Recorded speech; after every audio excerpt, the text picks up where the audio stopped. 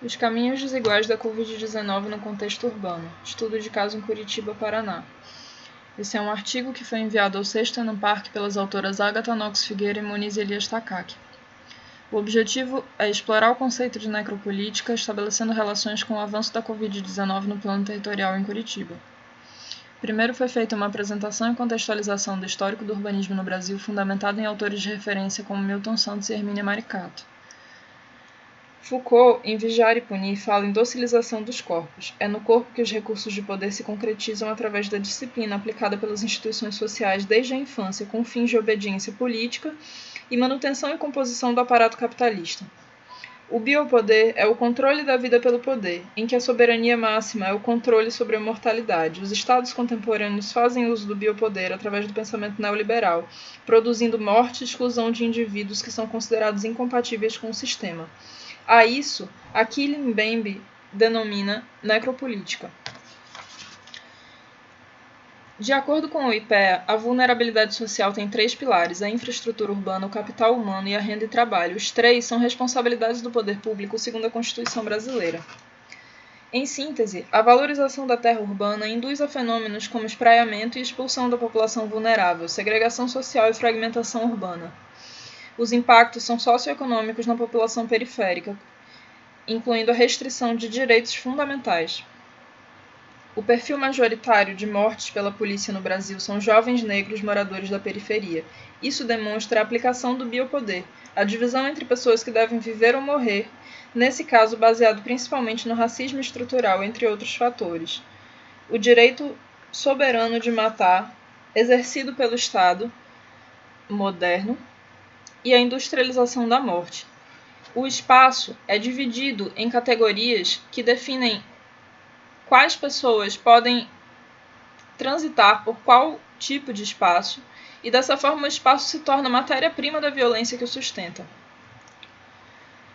Por fim, a análise com base em dados e informações referentes aos casos de Covid-19 em Curitiba, fundamentando as considerações finais.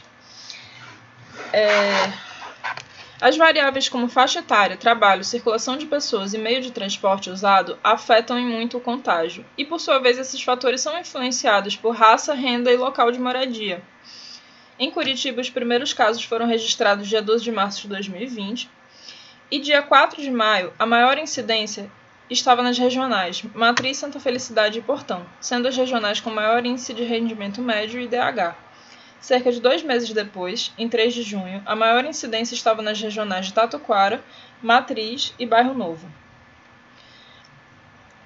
A maior variação, ou incremento, quando comparadas as duas datas, ocorreu em Tatuquara, Matriz e Bairro Novo. Logo na sequência, SIC e Pinheirinho.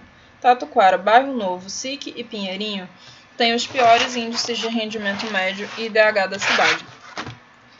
Analisando o mapa de distribuição de terminais e linhas de ônibus, é possível observar que, da mesma forma que em muitas outras cidades no Brasil, o centro é muito melhor servido de linhas e terminais. Da mesma forma, as pessoas moradoras do centro passam menos tempo médio em viagem diária e possuem mais automóveis. Tudo isso indica que as dinâmicas de proliferação da Covid-19 no município de Curitiba operaram de forma semelhante às do município de São Paulo. Nota-se a expansão da doença em sentido aos bairros mais periféricos, de modo a atingir a população mais vulnerável. Carmo e Teixeira defendem que a pandemia estabelece uma relação com a desigualdade socioterritorial, que é característica da sociedade brasileira. Ao alcançar grupos sociais diferentes e, dessa forma, indivíduos mais vulneráveis que necessitam estar em constante circulação por razões de trabalho, a doença avança na sociedade. A crise promovida pela Covid-19 expõe como os fundamentos da necropolítica operam dentro da gestão pública, tal como Foucault e Mbembe sugerem com o funcionamento do biopoder, a divisão entre pessoas que devem viver e as que devem morrer, a divisão da população em subgrupos e a naturalização da morte do outro. A desigualdade é, acima de tudo, letal. A busca por uma sociedade mais igualitária e justa deve se iniciar pelo pressuposto de que nem todos têm condições iguais e, portanto, no processo de formulação de políticas, sejam elas para o combate a doenças infecto-contagiosas ou não, isso deve ser considerado. Evidencia-se, por fim, que as desigualdades se manifestam por meio de aspectos físico-territoriais e o mapeamento da incidência das taxas de letalidade de Covid-19 em Curitiba e São Paulo demonstram esse fato.